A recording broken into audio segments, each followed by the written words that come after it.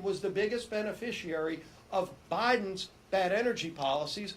Putin was making billions of dollars a month selling his oil to world markets, including our European friends, because they couldn't get it from America. Iran making billions of dollars a month selling their energy, fueling a war machine that was invoking terror all around the world. Not only do they not have that money anymore because we've opened up American energy, Iran no longer has the pathway to a nuclear weapon because President Trump is restoring peace around the world.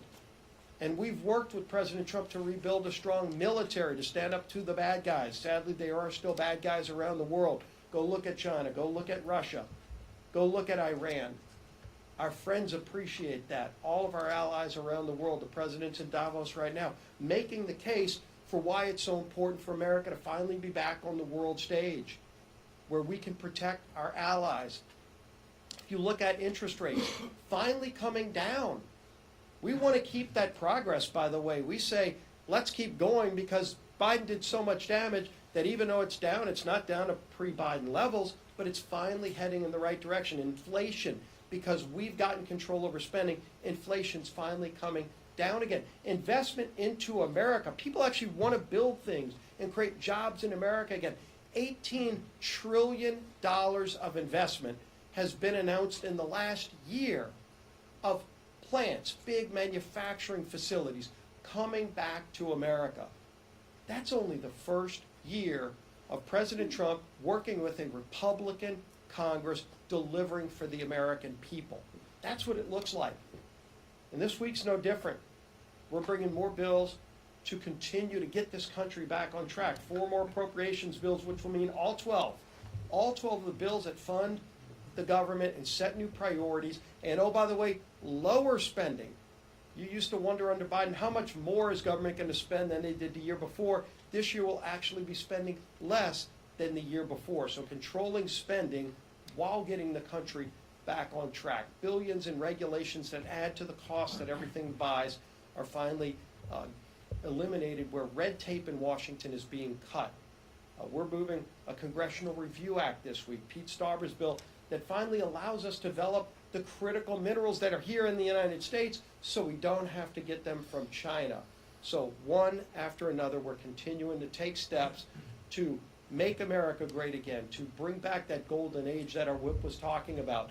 And leading that effort live from British Parliament, I guess you could say, because he just dazzled the British Parliament. First speaker, I think, ever to speak before our dear ally in Europe, Great Britain's Parliament, which is a real true honor, something that should also be written about. But our Speaker of the House, Mike Johnson. Cheerio, Steve. Thank you for saying so. Thank you. Really great to see you all. Good morning. Yesterday was a neat event for us. We had the profound honor and privilege to be the first American Speaker of the House to address the British Parliament, and it was a good day there. My counterpart, Speaker Lindsay Hoyle there in the House of Commons, invited me back in the fall to come and do that, and the idea was that we would sort of launch in a historic manner our America 250 celebration in the cradle of democracy where it all began, and it was surreal in that regard. And I noted yesterday the special relationship that really does exist between our two nations and has. That relationship really grew and flourished and was forged in the great wars of the 20th century, and we have stood together because we have a common history and heritage, I reminded them, and one that gave rise to the greatest, most free, most successful, most powerful, most benevolent civilization that the world has ever known, and that is what Western civilization represents. And I talked with our friends there about the necessity of us standing together to defend the foundations of Western civilization, because the West is imperiled today, and those foundations are endangered because there are rising powers like China and Russia, and that is one of the things we have to keep in mind as we do all of our work. So that was a little history yesterday, but the real history is being made here this week. And what do I mean by that? Well, you've heard referenced that appropriations are on track, and for the third consecutive week now, House Republicans are going to advance another set, the final set of the FY26 appropriations bills. This week you'll see Defense, Homeland, Transportation, and Labor HHS. These bills are going to fund the Trump agenda and Republican efforts to restore peace through strength, to defend our borders, and to deport criminal illegal aliens, to rebuild America's infrastructure, and to make America healthy again. All laudable goals and things that we promised and things we're delivering on. Now, this is our final batch of appropriations bills for the fiscal year. There were a lot of people, and I think many in this room, that argued that this could not be done, that a regular appropriations process is a thing of the past, and it's been a couple decades since this has happened. Critics said our margins were too slim to bring it back, to rebuild that muscle memory that I committed to when I became Speaker, and they said we had too many bills left to pass and too many disagreements left to reconcile. But I'm happy to report that all of those prognostications were flat wrong, and we've gotten it done. And the most significant sign of progress in these halls in years, House Republicans are restoring regular order. And it's important to the people that we represent, because this is the only way to have good fiscal sanity and responsibility and stewardship over taxpayer dollars, is to return to regular order. We're returning the appropriations process to a committee-led, member-driven approach, as it should be. We should not have the four corners, the top four leaders in the House and Senate in a back room, making pages and pages of decisions for the country. That's not the way it was supposed to work. And I've been doggedly determined to make sure that didn't happen, and this time it did not. Together, all 12 individual appropriations bills will provide full-year government funding without unrelated policy provisions. They will spend less than another continuing resolution, and it will continue to advance our America First agenda. Once we pass the final batch this week, Republicans will have finally replaced the last of any Biden-era spending levels with Trump-era spending levels. No more Biden and Pelosi negotiated budgets. We've turned that page, and we are not turning back. Now, let's talk about the other big thing that will be happening, and it's on the minds of everyone in the next week or so, as tax season begins. Will Rogers, the famous actor and writer from Oklahoma, whose statue stands outside the House chamber where we all meet to do our interviews with you, he once observed this. He said, quote, "The only difference between death and taxes is that death doesn't get any worse every time Congress meets." Okay? For most of our history, his observation held true, which is why everybody kind of laughs at that. But it's not true anymore. Republicans have simplified the tax code. We have reduced the tax burden on families. We've advanced a policy agenda that puts working families first. And the proof is in the pudding, as we say. Next Monday, January 26th, tax season officially begins in America. For many people, it's a dreaded time. It's a moment that they don't celebrate. But this year, there's going to be lots of happy surprises. Thanks to our Working Families Tax Cut, tens of millions of American families are going to see bigger paychecks. They're going to see bigger tax refunds. And let me give you a couple of numbers real quick. $4,000. That's the value of the average tax refund for Americans this year. $100 billion. That's the estimated total of 2025 tax refunds for families. $10,000. The average increase in annual take-home pay for working families. Think of it. $10,000 is the average across the country. 15%. The average tax cut for families earning between $15,000 and $80,000 annually. How did we do that? We reduced federal taxes. We made permanent the doubled standard deduction. We instituted a $6,000 deduction for seniors, which will affect more than 50 million of them. We included no tax on tips, no tax on overtime. We boosted the child tax credit. We made permanent the paid leave tax credit. We expanded FSAs. We increased the adoption tax credit, and those just provisions for families. For business and industry, the tax season will be a boost to their bottom lines and their ability to grow, and add more jobs and expand facilities, etc.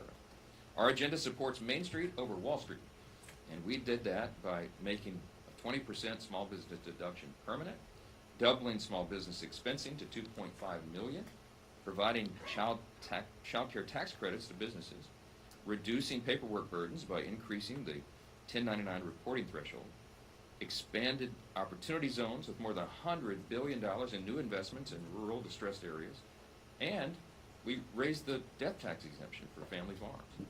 That's a lot of great policy, pro-growth policy. The American people are going to see the great benefit of. We also included full expensing for new factories and domestic manufacturing improvements, full expensing for domestic research and development, 100% expensing for new capital investments in the U.S., no taxes on car loan interest for U.S. assembled vehicles, and the elimination of the de minimis exception for low-value commercial imports. Great policies, some things that we had been needing to do for a long time. And we got all that in the one big beautiful bill, the Working Families Tax Code. We wrote that legislation for small business owners, the job creators in this country, and we wrote it and geared it for lower and middle class families. You know how the Democrats always say, oh, the Republicans only favor the billionaires. It's a joke. Go look at the facts. Everybody's going to see that. This was written for lower and middle class, hardworking families in America. And they're going to benefit from that. And they're going to know who did it. As our chair reminded you about 5 times this morning, the Democrats voted against every bit of this. They voted to raise taxes, and they voted against all this great policy. The very people who suffered the most during the Biden years were lower and middle class families, and we are going to correct that. And all boats are going to rise. And that's why we're so excited about the year ahead, not just because of the celebration of the 2.5 century mark for the country, and not just because we have a faithful election season that we are very bullish about because the record we're going to run on, but because everybody is going to be feeling the positive effects of that. Man, do the American people need it. I've just scratched the surface here on what our working families tax cuts will achieve. So over the weeks and months ahead, House Republicans will continue to promote the transformational opportunities and conservative victories that this legislation delivers for everybody. And we're really excited about that. With that, I'll take a few questions. Because you just returned from, the president has threatened tariffs on European allies who are opposing his plan in Denmark. Do you think that's a fair strategy, and when does Congress get involved? Let's talk about Greenland. I know the president, I think he may still be speaking there. I didn't see any of that because we were in the Republican conference meeting during the timing of his speech. It was bad timing on my part. So I look forward to seeing it. My staff was handing me little notes about some of the things he was saying. I know that he has said that we will not have troops involved in Greenland, and as I had been saying for days, no one ever anticipated or expected that would be necessary. The president and I talked multiple times over the weekend. I know right where his head is on this, and I'm glad he's articulating that for all of our friends over there at Davos. It's clear he's focused on the strategic importance of Greenland, and no one can dispute that. And it's not as though he made this up. As we've noted, presidents have been talking about this for more than 100 years. The importance, the strategic placement of Greenland, just for geography, where it is.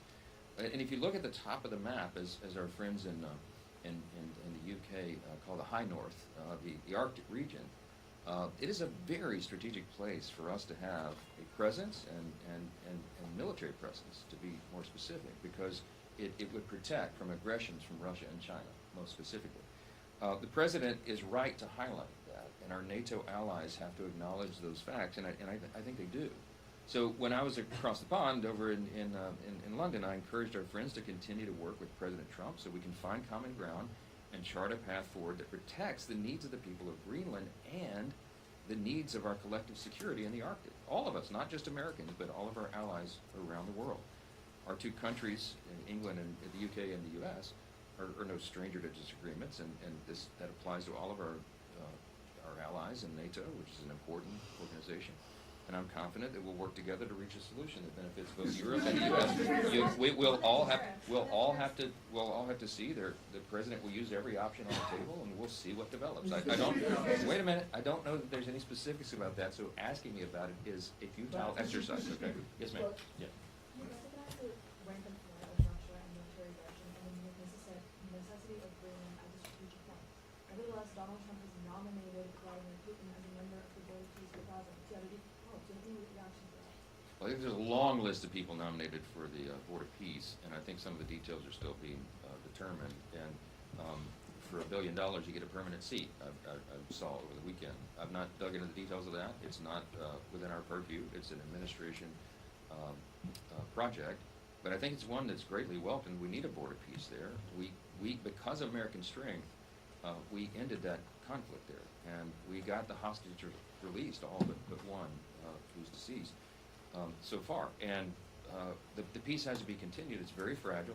It's a tinderbox there, as you know, that region.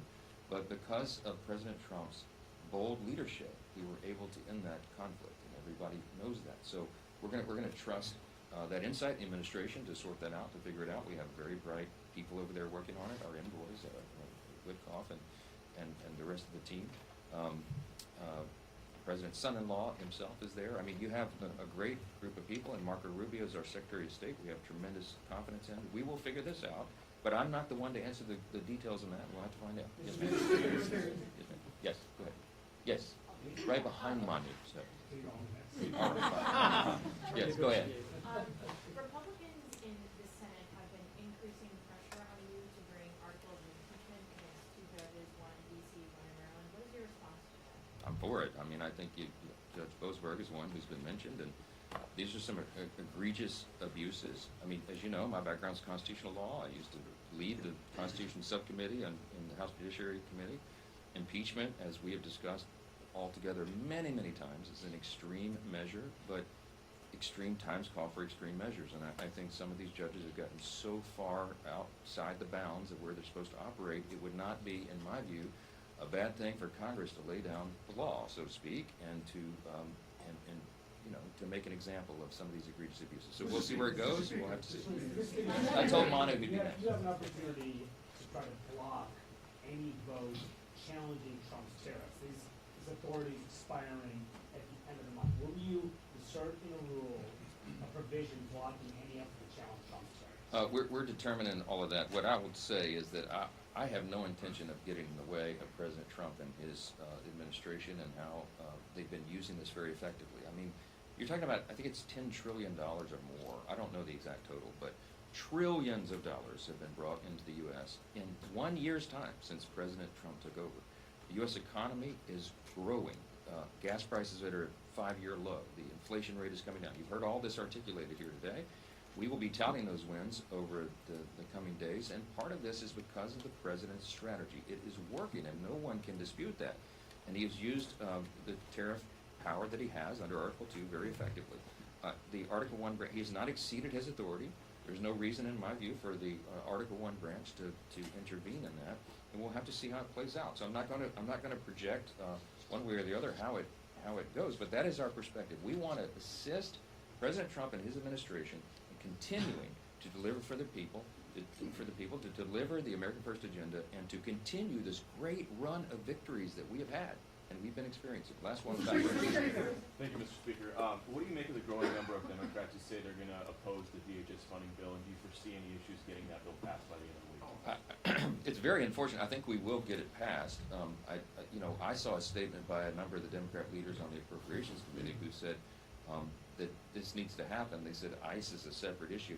Hey, Democrats, if you have a problem with ICE, which many of them do, of course, irrationally, you should not take down the appropriations bill because there's all these other areas of Homeland Security that are essential. You know, Bill, you spent a lot of time down on the border. You saw the abuses of the last 4 years. We've got to correct all that, and you have to fund the Department of Homeland Security to keep us safe. This is not a game. We can't do a CR on Homeland Security. Think of what will happen in this golden year, in our 250th anniversary. We talked about the Olympics in Los Angeles. You'll have the FIFA World Cup events in 11 cities across America. You will have an untold number of July 4th Independence Day and Independence Season events around the country. We'll have, lots of events here in the Capitol. You need Homeland Security. Every single American needs Homeland Security fully funded for the year ahead of us. This is not a game. If anybody's playing political games with that, they're going to have to take it up with their constituents. I think you should listen to the common sense, reasonable Democrats who helped to put these bills together because they understand the necessity of protecting the homeland right now. In a dangerous time, we need to celebrate and not be looking over our shoulder, and that's what DHS does for us. So I'm confident it'll pass. Thanks so much.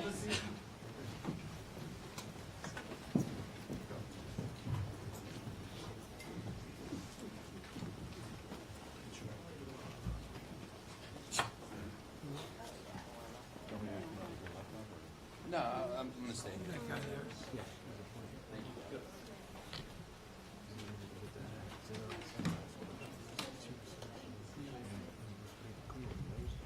Oh, absolutely.